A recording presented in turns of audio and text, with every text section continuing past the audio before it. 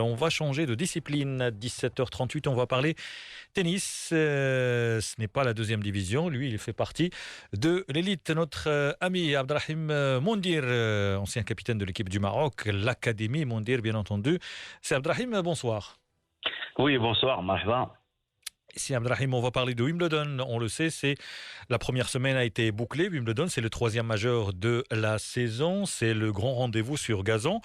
On a évoqué les résultats. On aura l'occasion, par exemple, la semaine prochaine, d'évoquer ce qui va se passer cette semaine, Inch'Allah, avec Djokovic, le vainqueur de la dernière édition. On le sait, c'était en 2019. Wimbledon n'a pas eu lieu en 2020. On va parler encore de Federer. Il est toujours là. Il a franchi donc ce cap la première semaine. On va parler d'autres sujets. Mais d'abord, pourquoi on ne joue pas un dimanche, contrairement aux autres tournois du Grand Chelem? Eh bien, à Wimbledon, le dimanche, on ne joue pas.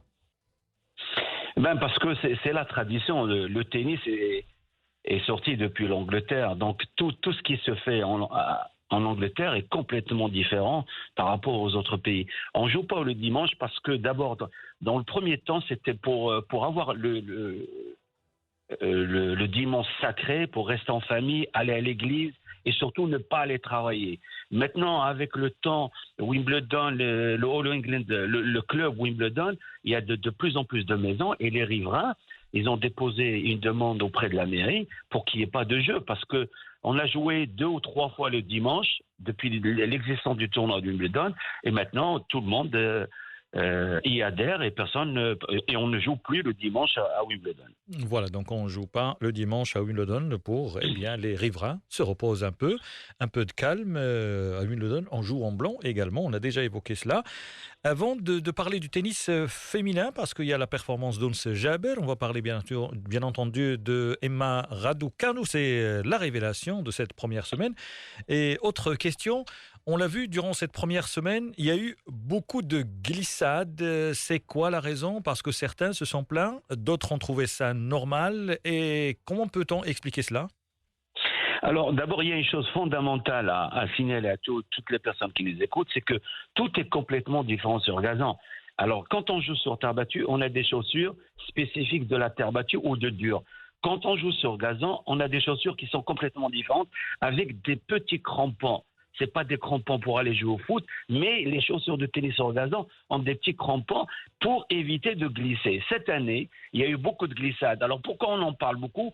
Parce qu'ils ont eu lieu avec des joueurs de renommée. Alors, le premier joueur à avoir souffert de cette glissade, c'est le Français Manarino contre Federer. Et quand toutes les télévisions du monde étaient rivées sur ce match, donc on était obligé de parler de cette glissade.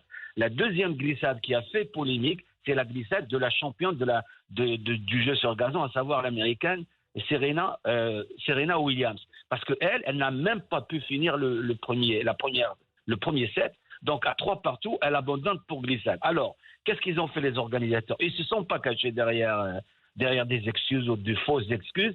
Ils ont fait une conférence de presse.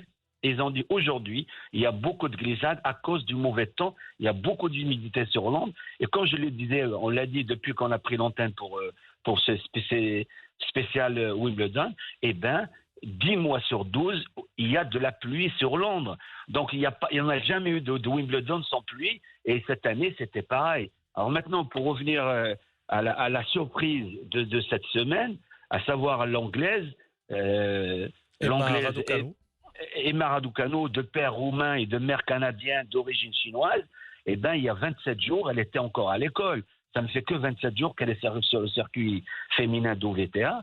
Et elle a le plus mauvais classement du tableau féminin sur 128 joueurs. C'est la plus mauvaise classée. Donc, elle a eu sa wildcard et elle est arrivée. Alors, quand elle préparait son sac pour aller au tournoi, parce qu'elle connaissait pas le circuit, parce que normalement, quand tu vas jouer au Wimbledon, tu as ton hôtel, tu as le service de lingerie pour les habits, tu as le restaurant, tu as tout qui est offert par le tournoi. Donc, elle ne le savait pas. Elle avait l'impression d'être sur le second circuit ou les futurs de $25 000 ou $30 000. Donc, elle est allée, elle a ramassé beaucoup d'affaires et sa maman, elle dit, mais pourquoi tu ramasses toutes ces affaires? Tu ne vas faire qu'un petit revenir. Et finalement, elle fait 3 tours. Alors, elle reçoit des emails, elle disait pendant sa conférence de presse qu'elle a reçu un dernier email de sa prof de maths pour lui donner le résultat de dernier examen du maths, et en même temps, elle la félicite. Donc, ça veut dire que ces petites histoires qui font d'un tournoi un grand tournoi, on le retrouve comme des tournois de grand chelem parce que les médias sont là. Et il y a une chose qui est aussi importante parce que on parle d'elle aujourd'hui. L'année dernière, on a eu le même phénomène avec Gaston, le Français à Roland-Garros. Il arrive des juniors, il était numéro 1 mondial junior, il avait fait les Jeux Olympiques en Argentine. Il arrive à Roland-Garros, il fait un super tournoi. Eh bien, parce que quand on arrive pour la première fois, on joue sans pression, on joue sans calcul, parce que tout est nouveau. Alors, qu'est-ce qu'elle a fait? Elle est arrivée à Wimbledon sans pression, sans rien. La veille de son troisième tour pour aller jouer sur le central, parce que le central, il fait pratiquement jusqu'à 6,50 m, 8,50 m de recul. Donc, il est immense, immense. Donc, elle a demandé aux organisateurs d'aller voir, de s'imprégner de ce stade parce qu'il est très grand. Et ils lui ont donné cette autorisation. Et le lendemain, elle est arrivée, portée par le public. Et on voit ce magnifique résultat parce qu'elle se retrouve en deuxième semaine. Voilà, et la dernière représentante de la Grande-Bretagne et surtout avec l'élimination d'Andy Murray. Une dernière question et on parle du Maghreb avec la prestation et la confirmation d'Ons Jaber, la joueuse tunisienne de 26 ans qui confirme, elle, qui a remporté son premier tournoi. C'était quelques jours seulement avant le début de cette quinzaine londonienne, Abdrahim. Ah oui, c'est une fierté d'abord pour elle, pour la Tunisie, pour l'Afrique, pour le monde arabe. C'est une fille qui a extraordinairement bien joué. Et on l'a vu parce qu'il y a un an, quand elle jouait contre des grandes joueuses qui avaient gagné un tournoi du Grand Chelem, elle jouait souvent le nom ou le classement. Aujourd'hui, on voit qu'elle a acquis une immense expérience en gagnant le tournoi sur gazon la semaine d'avant Wimbledon. On l'a vu cette année, elle a battu Serena Williams qui a déjà gagné à Wimbledon. Elle a battu Muguruza, l'Espagnol, qui a gagné aussi à Wimbledon et à Roland-Garros. Donc elle arrive, et on l'a vu qu'elle est arrivée sur le terrain avec une tactique unique de jeu sur gazon. Elle a décidé de ne pas reculer. Quand elle était très très mal, on la voyait à 1,50 m de la ligne du fond du court. Et pendant 90% de son temps de jeu, elle était à maximum 50 cm, 1 mètre de l'un du fond du court. Ça prouve qu'elle a décidé de rester à l'intérieur et de jouer vers l'avant. Et si vous le permettez, vous me donnez juste une seconde pour expliquer un petit peu la tactique et la technique sur gazon. Quand on avait pris l'antenne il y a 15 jours, on avait dit que le jeu a été ralenti par les organisateurs à la demande des télévisions, des sponsors. On avait ralenti le jeu. Eh bien, nous, quand on le dit en tant qu'entraîneur ou en tant que journaliste, ça passe, mais pas aussi fort que quand Federer le dit. Federer, samedi dernier, il fait une conférence de presse. Il a dit, avant, quand j'arrivais à Wimbledon, c'était un jeu vers l'avant équipé. Est-ce que ça veut dire un jeu vers l'avant? Prendre la balle le plus tôt possible, aller au filet, service volé, des chips en charge côté revers, c'est-à-dire couper la balle en revers, monter au filet. Il a dit, et ça payait. Aujourd'hui, quand j'arrive sur gazon, avec mon équipe et tout le staff et tous les gens qui nous entourent, eh ben, il y a une seule phrase qui prime, c'est reste au fond du court et joue là solide, joue la balle solidement. Et ça prouve que le jeu a complètement changé, la surface est moins rapide et on est obligé de s'adapter, de rester plus ou moins au fond du court avec des préparations très très spécifiques au gazon et une prise de balle très très tôt parce que le rebond est très très bas, Monsieur Hakim. Excellent, c'est Abdrahim Moundir. Vous savez, on va faire une confidence à nos auditeurs et c'est Hassan est là pour témoigner. Moi, quand j'ai connu Abdrahim Moundir, il ne savait pas jouer au tennis, il ne savait pas tenir une raquette, mais depuis, il est devenu excellent en tennis et également à la radio et les médias. Il est excellent, c'est Abdrahim Moundir.